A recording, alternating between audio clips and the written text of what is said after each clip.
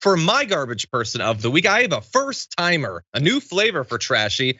It is Doug Mastriano. This guy, you may not be that familiar with him, but he is the Republican nominee for governor in Pennsylvania, could be the governor of Pennsylvania. That would be bad for a lot of reasons, some of which we've already talked about. He doesn't believe that democracy matters or should exist, and he is perfectly willing to do whatever he can, legally or illegally, constitutionally or not, to deliver the Electoral College votes to Trump in 2024. But it turns out he's been a garbage person for a lot longer than just recently. 2 decades before he became the nominee, he had a master's thesis where he warned that Hitlerian leftists are going to dismantle the US military and end the country's democracy. Because back in 2001, he considered the end of democracy to be a bad thing. He'll gradually evolve.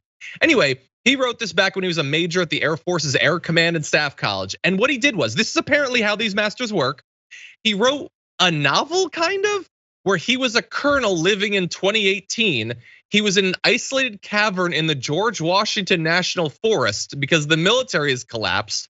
And there's a left-wing leader obsessed with political correctness who is working with the United Nations and the EU to kill Americans and take over everything. This was his thesis in a military college.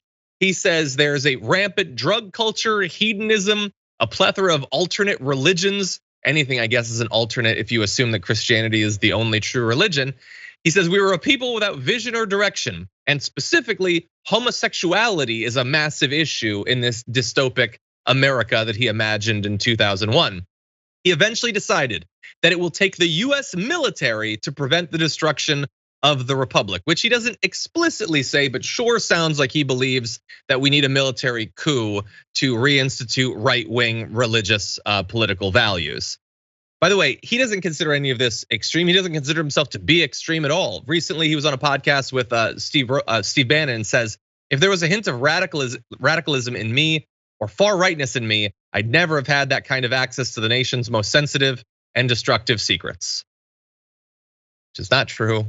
Apparently the bar is just fairly low, and they would let a crazy person who would write a thesis like that potentially have access to important information. He's the worst. He might actually end at least Pennsylvania's democracy when it comes to the presidential election. So Doug Mastriano is now my garbage person, Brett. Good choice. There's the governor of the guy who just won the nomination for Colorado governor. He just wants, I think that's who it is. He wants to eliminate the voting system, and he wants to instill an electoral college in Colorado that basically makes it so that you can lose the popular vote and still win the governorship. And it reminds me of this guy. It's that's what their party is on that side of the aisle. Well, those are our garbage people. We asked you who you thought should be the garbage person of the week, and 41,000 of you voted. And here are your top 5. Coming in tied at number 5 and number 4, you have Jordan Peterson at 1% for running away from Twitter because a Sports Illustrated cover model didn't give him a boner or something. Jesse Waters also gets 1% of the vote for attacking past their prime protesters. Coming in at number 3, at 6% of the vote is John Iadarola for not taking producer Sophie to the Webbies. And I know for a fact that she's the one who chooses these, so that's biased right out. Anyway, number 2 at 7% of the vote is Elise Stefanik for doubling down on replacement theory. Just in case you're checking, spreading a racist conspiracy theory is 1% worse than me not taking Sophie to New York. And you're worse than Jesse Waters and Jordan Peterson this week. That's true. Combined, honestly. 600 times worse.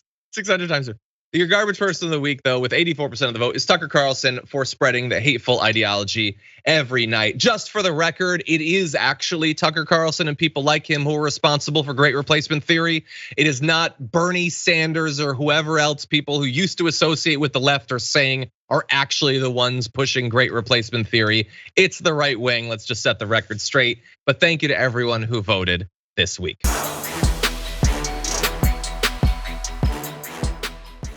Check out the Damage Report podcast each day, wherever you get your podcasts, whether Pocket Casts or Stitcher or iTunes. You can join me as I give you the news and stories you want, with a range of co-hosts and interview guests jumping in on the fun each day. Again, that's the Damage Report, wherever you get your podcasts. And if you get them at iTunes, don't forget to rate and review. Sometimes I'll read them live on the show.